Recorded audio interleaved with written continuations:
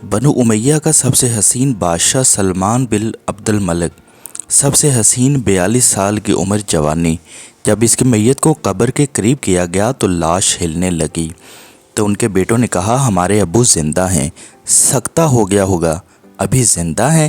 عمر بن عبدالعزیز رحمۃ اللہ علیہ فرمانے لگے، ارے بھتیجو، زندہ نہیں ہے، قبر کا عذاب جلدی شروع ہو گیا ہے، جلدی چھپاؤ، جلدی چھپاؤ۔ عمر بن عبدالعزیز جس تخت پر بیٹھے اس پر سلمان تھا، اس پر ولید تھا، اس پر عبد الملک تھا۔ ان تینوں نے اپنے من کو راضی کیا، عمر بن عبدالعزیز نے اپنے رب کو راضی کیا۔ جب عمر بن عبدالعزیز کا وقت آیا، انہوں نے رضا بن ہیبہ سے فرمایا کہ میں نے عبد الملک بن مروان، ان کی بیٹی جس سے فاطمہ سے شادی ہوئی تھی، میں نے ان کو قبر میں اتارا، کفن کی گرہ کھول کر دیکھا تو ان کا چہرہ قبلہ سے ہٹ چکا تھا اور رنگ کالا سیاہ پڑ چکا تھا۔ عبد الملک بن مروان گورا چٹا تھا، گال سرخ، آخر کالا۔ پھر میں نے ولید کو قبر میں اتارا، اس کا بیٹا، اس نے 10 سال حکومت کی، اس نے 21 سال حکومت کی۔ میں نے اس کے کفن کی گرہ کو کھولا تو اس کا رنگ سیاہ ہو چکا تھا، قبلہ کی طرف سے چہرہ ہٹ چکا تھا۔ پھر سلمان کے کفن کو کھولا، اس کا بھی چہرہ قبلہ سے ہٹ چکا تھا، رنگ سیاہ پڑ چکا تھا۔ اب میں جا رہا ہوں، مجھے دیکھنا۔ پہلے تینوں نے حکومت کی، پوجا کی۔ عمر بن عبدالعزیز نے اللہ تعالیٰ کی عبادت کی۔ انہوں نے ایک بڑا عجیب خطبہ دیا۔ جب خلیفہ بنے، اے لوگو، بچپن میں شعر و شاعری کا شوق تھا تو میں شاعر بنا، تھوڑی سی اٹھان ہوئی تو علم کا شوق ہوا، میں نے علم حاصل کیا۔ جوان ہوا تو فاطمہ بنت عبد الملک سے عشق ہوا، میں نے ان سے شادی کی۔ اب اللہ نے مجھ کو حکومت دے دی ہے، اب تم دیکھو کہ میں اس سے اپنے اللہ کو راضی کروں گا۔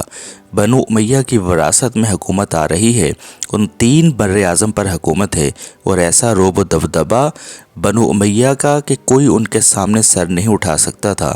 3 بر اعظم میں زکوٰۃ لینے والا کوئی نہ بچا، 3 بر اعظم میں سوال کرنے والا کوئی نہ بچا، 3 بر اعظم میں ظالم کوئی نہ بچا، 3 بر اعظم میں مظلوم کوئی نہ بچا۔ لیکن خود کیسا رہا؟ گھر آئے، فاطمہ بڑے اچھے دن گزرے ہیں، اب امتحان ہے، میں تیرا حق نہ ادا کر سکوں گا، طلاق لینی ہے تو میں حاضر ہوں، ساتھ دینا ہے تو پہلے اپنے حق معاف کرو۔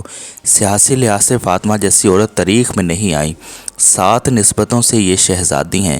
فاطمہ کہنے لگی، عمر، میں نے سکھ کے دن آپ کے ساتھ گزارے ہیں، دکھ میں آپ کو چھوڑ کر نہیں جاؤں گی، جائیں، میں نے سارے حق معاف کیے۔ پھر عمر بن عبدالعزیز کے راتیں اور دن کیسے گزرے، مصلے پر روتے روتے وہیں سو جاتے اور مصلے پر روتے روتے وہیں سے اٹھتے۔ اپنی حکومت کو اللہ کی رضا کے لیے استعمال کیا۔ کیسے استعمال کیا؟ فاطمہ کا سارا زیور بیت المال میں ڈال دیا، تنخواہ پر آ گئے۔ عید کا موقع آیا، بچوں نے ماں سے کہا ہمیں کپڑے لے کر دو۔ فاطمہ کے پاس عمر کے 3 بر اعظموں کے خلیفہ کے بچے آ رہے ہیں، امی جان ابا سے کہیں عید آ رہی ہے، ہمیں عید کے کپڑے لے دیں۔ ابا تشریف لائے، خزانے لبالب بھرے ہوئے ہیں، گندم کے ڈھیر کی طرح۔ کہا امیر المومنین بچے کپڑے مانگ رہے ہیں۔ کہا فاطمہ میرے پاس تو پیسے نہیں، کپڑے کہاں سے لے کر دوں؟ فاطمہ نے کہا پھر بچوں کا کیا کریں؟ کہا مجھے بھی نہیں پتہ کیا کروں۔ تو فاطمہ نے کہا آپ ایسا کریں، اگلے مہینے کی تنخواہ ایڈوانس لے لیں، اس سے ہم بچوں کے کپڑے لے لیتے اور میں مزدوری کر کے گھر کا خرچہ چلا لوں گی۔ ناظرین کرام، یہ ہے ہماری تاریخ، یہ تھے مسلمان بادشاہ، کس طرح انہوں نے اپنے اللہ کو راضی کیا تخت پر بیٹھ کر بھی، اور آج کے حکمرانوں کے حالات آپ دیکھ رہے ہیں۔ امید کرتا ہوں آپ کو یہ ویڈیو ضرور پسند آئی ہوگی اور آپ اسے اپنے دوستوں کے ساتھ بھی ضرور شیئر کریں گے۔ اللہ پاک میرا اور آپ سب کا حامی و ناصر ہو۔ اللہ حافظ۔